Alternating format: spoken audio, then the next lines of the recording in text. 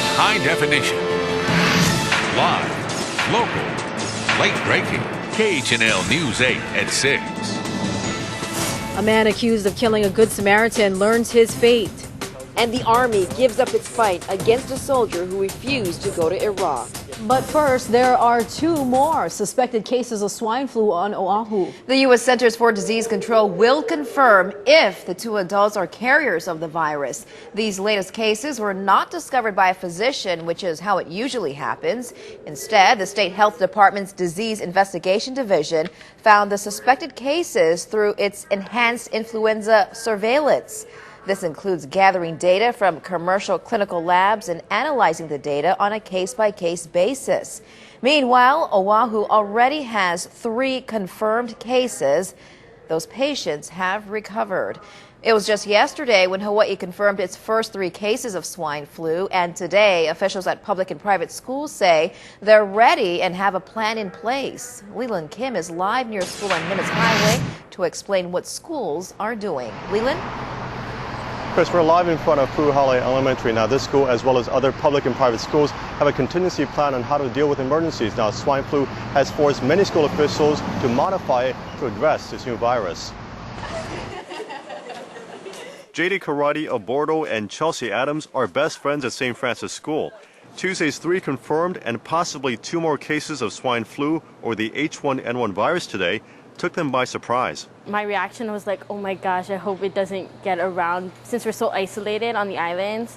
I was nervous because I didn't want it to turn into a worldwide epidemic, and I started thinking about my future. St. Francis was one of the first schools in the state to put together a comprehensive contingency plan on how to deal with swine flu. Now the plan would be adjusted so that anybody sick, in fact we've been doing that, anyone with flu-like symptoms, we've been asking the parents to pick them up, take them to the doctor, and make sure they're okay and well enough to come back to school. That's the same advice the Department of Health is giving to Hawaii's public schools. And that means if you are sick, stay home. If your child is sick, keep your child at home. If you are coughing or sneezing, be sure to cover your cough and your sneeze. And that message of staying healthy is sinking in.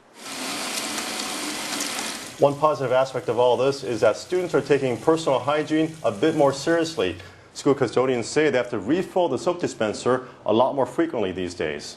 I usually I'm not really hygienic, I guess, so I don't really but now I'm like I have my own personal hand sanitizer, and I hand sanitize like every 10 minutes or something. As health officials closely monitor the situation, Hawaii students can focus on academics, knowing their schools are prepared.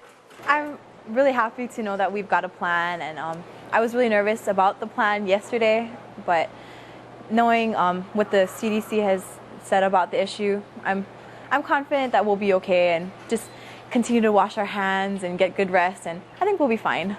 I hope we'll be fine. And the CDC says just because the virus has not been as potent as expected doesn't mean the worst is over. We could see a lull in the summer months and have it come back stronger in the fall during the flu season. Live in front of Puhale Elementary, Leland Kim, KHNL and K5 News. Thanks, Leland. And you can find more information about swine flu on our website at khnl.com. Just click on the Hawaii Swine Flu Info Center icon located in the middle of the page. There you'll find stories, facts, an outbreak map, and a link to the Hawaii State Swine Flu Hotline.